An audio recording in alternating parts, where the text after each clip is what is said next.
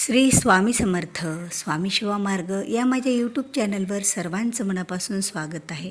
स्वामी भक्तांनो, स्वामी महाराजांच्या कृपेने तुमच्या सर्व इच्छा आकांक्षा श्री स्वामी समर्थ महाराज पूर्ण करूत ही श्री स्वामीचरणी प्रार्थना करूया. आणि आपल्या आजच्या पहिल्या श्रावणी सोमवार पूजा कशी करावी, नैवेद्य काय दाखवावा आणि सेवा कोणत्या कराव्या, तसेच शिवमूठ कोणती आहे आणि ती कशी अर्पण करावी या गोष्टीची माहिती तुम्हाला या व्हिडिओच्या माध्यमातून मिळणार आहे. त्यामुळे व्हिडिओ हा संपूर्ण स्किप न करता पहा, म्हणजे तुम्हाला व्यवस्थित त्याची माहिती मिळेल. तर पहिला श्रावणी सोमवार या दिवशी नाग चतुर्थीचा उपवास आलेला आहे. जी बहीण आपल्या भावाच्या आरोग्यासाठी, भावाच्या सुखासाठी जो काही नागचतुर्थीचा उपवास करते, तर तो उपवास देखील या दिवशीच आलेला आहे. आणि त्याचबरोबर श्रावण महिन्यातला पहिला सोमवार. आता ह्या दोन्हीचा संयोग एकत्र आलेला आहे. तर श्रावण महिना म्हटलं तर श्रावण महिन्याची पूजा झाल्याच्या नंतर महादेवाला नैवेद्य दाखवला जातो. पण श्रावण महिन्यामध्ये महादेवाला नैवेद्य हा तिखट आणि मीठ दाखवल्याशिवाय आपण पण श्रावण सोमवार सोडू शकत नाही. पण या दिवशी बऱ्याच महिलांना, जवळपास 90% महिलांना नागचतुर्थीचा उपवास पण असतो. त्यामुळे नागचतुर्थीच्या उपवासाच्या दिवशी श्रावण सोमवार देखील आलेला आहे. तर मग महादेवाला नैवेद्य काय दाखवावा हाही प्रश्न निर्माण होतो. तर महादेवाला नैवेद्य तुम्हाला कोणताही एखादा तिखटाचा पदार्थ आरती महादेवाची झाल्याच्या नंतर दाखवायचा, म्हणजे उपवासाचा तिखट पदार्थ.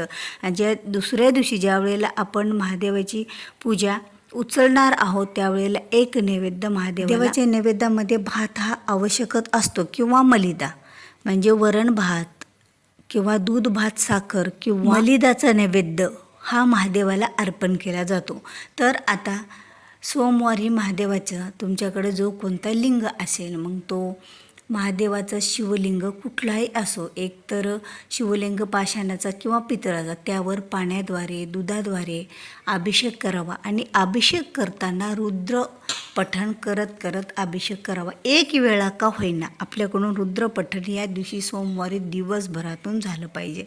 आता रुद्रपठण करताना रुद्रपठण कसं करायचं, तर बघा, रुद्रपठण तुम्ही मोबाईलद्वारे लावून पण करू शकता किंवा स्वतः म्हणत पण करू शकता. पण ज्यांना शक्यच नाही रुद्रपठण लावत, म्हणजे म्हणणे शक्यच नाही, बघा प्रत्येकालाच एवढा वेळ नसतो, तर आपण ओम नमः शिवाय किंवा शिवाय नमः जरी म्हणत महादेवाचा अभिषेक केला तरीही आपल्याला त्याचं पुण्य हे तेवढंच मिळत असतं. कारण महादेवाला जल अर्पण करणं हे सर्वात मोठी महादेवाला आवडणारी वस्तू आहे. म्हणजे 24 तास जरी महादेवाच्या पिंडीवर आपण जर जल अर्पण करत राहिलो तर याच्या एवढं मोठं महादेवाला काही आवडत नाही. म्हणजे महादेवाला अभिषेकामध्ये पाणी हे सगळ्यात जास्त आवडतं. पण आपण आपल्यातल्या अनेक समस्यांचं निवारण होण्यासाठी आणि बऱ्याच गोष्टी सुख भोगण्यासाठी आपण महादेवाला अनेक द्रव्याने, अनेक वस्तूने अभिषेक करू शकतो. त्यातील म्हणजे पंचामृत, जसं की दही, दूध, तूप, साखर आणि मध याद्वारे सुद्धा महादेवाचा अभिषेक केला जातो. त्याचबरोबर उसाचा रससुद्धा महादेवाला अतिशय असा प्रिय आहे. आणि त्यांनी सुद्धा महादेवाचा अभिषेक केला तर याचेसुद्धा आपल्या सर्व इच्छा आकांक्षा ह्या पूर्ण होत असतात उसाच्या रसाने अभिषेक केला तर. आणि तुम्ही जर पंचामृत स्नान महादेवाला घालत असला तर यांनीसुद्धा आपल्या ज्या काही अडलेली कामे आहेत, आपल्या जीवनात अडचणी आहेत, ते सुद्धा दूर होतात. कारण शिवलिंगाचा अभिषेक म्हणजे साधारण अभिषेक नव्हे, कारण शिवलिंगामध्ये सर्व महादेव सामावलेला असतो. आणि शिवलिंग म्हणजे कुठलंही असो, त्या शिवलिंगाचा अभिषेक झाल्याच्या नंतर आपण अगोदर मग गणपतीची पूजा करून घ्यावी. गणपती बाप्पाची पूजा करताना ओम गण गणपते नमः, वक्रतुंड महाकाय सूर्यकोटी समप्रभ निर्विघ्नं कुर्मे देव सर्व कार्येषु सर्वदा. म्हणजे मी या कार्याला सुरुवात करणार आहे, त्या कार्यामध्ये मला विजय प्राप्ती मिळू दे. म्हणजे माझं कार्य जे आपण महादेवाची पूजा करणार आहोत त्या महादेवाच्या पूजेचं फळ आम्हाला मिळू दे, असं गणपती बाप्पांची पूजा करून त्यांना प्रार्थना करायची. बघा, कधीही महादेवाची पूजा करताना एकतर तुपाचा दिवा तर चालूच पाहिजे, जमत नसेल तर तेलाचा दिवा, धूप, म्हणजे व्यवस्थित चांगल्या प्रकारे महादेवाची पूजा जर आपण केली तर खरंच महादेव देवता आपल्याला सर्व गोष्टीचं फळ हे महादेवाकडून मिळत असतं. आता कधीही ज्या वेळेला आपण महादेवाची पूजा आपल्या घरात केली जाते त्यावेळेला महादेवांना फळे, फुले, बेलपत्र, त्याचबरोबर हळदी, कुंकू, अक्षदा आणि आपले काही जे रुईचे वस्त्र असतात ते सर्व रुईचे वस्त्र, ह्या सर्व गोष्टी महादेवाला आपण अर्पण करायचे असतात. कारण महादेवाला अभिषेकासोबत या सर्व गोष्टींची पूजासुद्धा श्रावणी सोमवारी केल्या जातं. आणि श्रावणी सोमवार हा जर पहिला आहे आणि या दिवशी नागपूजनसुद्धा आहे, त्यामुळे महादेवाला विशेष या दिवशी दूधसुद्धा अर्पण करायचं. म्हणजे दूध आणि साखर जे की नागदेवतेला आवडत असतं. आणि आपल्या सगळ्यांनाच माहीत आहे की नागदेवता ही महादेवाच्या गळ्यात आहे, डोक्यावर आहे. तर अशा प्रकारे नेहमीच महादेवाच्या सोबत राहणारी ही नागदेवता, त्यामुळे महादेवाच्या पूजेमध्ये तिथे त्यावेळेला दूध आणि साखर महादेवाला अर्पण करायची असते. कारण नागदेवतेची पूजासुद्धा दूध आणि साखरेने केली जाते, म्हणून महादेवाला ती वस्तू आपण अर्पण करायची आहे. कारण नागपूजनच्या दिवशी श्रावणी सोमवार येत आहे, त्यामुळे एक विशेष महत्त्वाची ही वस्तू आणि या गोष्टीचा नैवेद्य महादेवाला दाखवायचा. आणि बघा, पूजा करताना पहिल्या प्रथम पूजा करताना तुम्ही कुठल्याही पूजेला ज्या वेळेला सुरुवात करता त्यावेळेला आपल्या कपाळाला अगोदर हळदी कुंकू लावून घ्यायचं. त्यानंतर गणपती बाप्पाची पूजा आणि नंतर महादेवाची पूजा करायची असते. आता महादेवाची पूजा करताना आपल्याला महादेवाचं नामस्मरण करत, म्हणजे महादेवाच्या 108 नावाचं नामस्मरण करत महादेवाला बेलपत्र हे अर्पण करायचे आहेत.